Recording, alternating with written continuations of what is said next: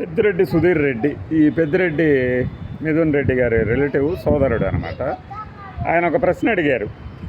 నారా లోకేష్ గారు, బంగారం ఉంది కదా, మరి బంగారం ఎక్కడి నుంచి వచ్చిందని సవాల్ విసిరారు, దాని మీద ఎవరేం మాట్లాడట్లేదు అన్నారు కదా. అతను ఒక మాట మాట్లాడారనమాట. అది ఏంటయ్యా అంటే, మా ఇంట్లో ఎంత బంగారం ఉందో ఎతుకుదాము, లేదు లెక్క పెడదాము, వాళ్ళ ఇంట్లో బంగారం ఎంత ఉందో లెక్క పెడదాం, ఎవరింటో ఎక్కువ ఉంటే వాళ్ళ అవతల వాళ్ళకి ఇచ్చేద్దామా అన్నది. సరే, సవాల్ వరకు బాగుంది. ఆ తర్వాత వాళ్ళకి ఇచ్చేది వీళ్ళకి ఇచ్చేది అనేది పక్కన పెడితే ఆయన ఇంకొక మాట కూడా చెప్పాడు.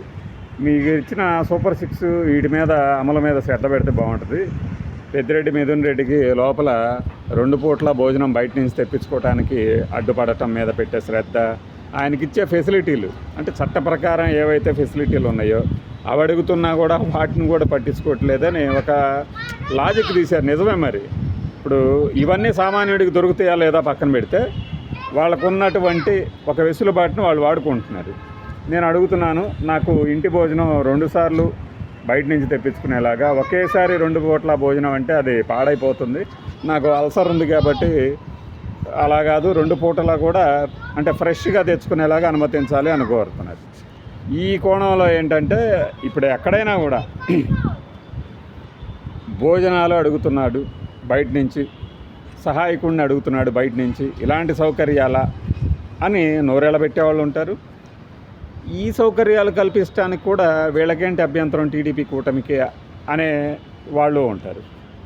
అయితే ఇప్పుడు నిజంగానే ఈ కేసుల మీద పెడుతున్నటువంటి శ్రద్ధ, మరి సుగాలి ప్రీతి కేసు మీద ఎందుకని అంత ఫాస్ట్గా స్పందించలేదు? అది సిబిఐ దగ్గర ఉందంటారు. ఏందో నాకు అర్థం కాదు. మరి మీరు అధికారంలో రాగానే వెంటనే దోషులను పట్టుకొని శిక్షిస్తాం అన్నప్పుడు మీకు తెలియదు అది సిబిఐ తీసుకుంటుందని?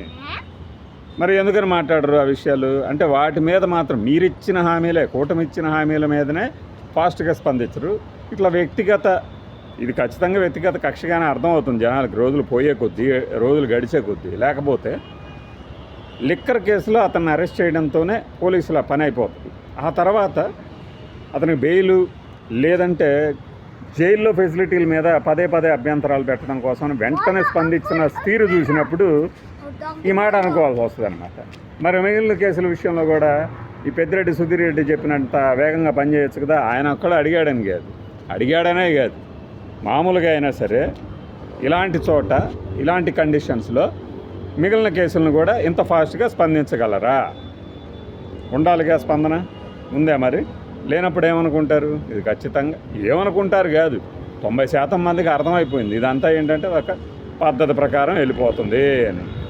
మరి సుధీర్ రెడ్డి కానీ రేపొద్దున ఇంకొకళ్ళు కానీ అడిగే ప్రశ్నలకి జవాబు ఇవ్వకుండా పైగా సవాల్ విసిరారంట. అంతకుముందు ఏదో జగన్మోహన్ రెడ్డి గారు ఏదో వైఎస్ఆర్సీపీ తరఫున, వైఎస్ఆర్సీపీ పార్టీ ఏదో ట్వీట్ పెట్టింది. అది కనుక అదే ఈ తల్లికి వందనం ఖాతా 2000 రూపాయలు కనుక ఆయన ఖాతాలోకి వెళ్ళిందా, అప్పట్లో మా ఖాతాలోకి వెళ్ళింది అన్నారు కదా అని అడిగినందుకు పరువు నష్టం దావా వేస్తూ ఉన్నారు. ఏమైంది ఆ సవాల్? ఏమైంది మరి?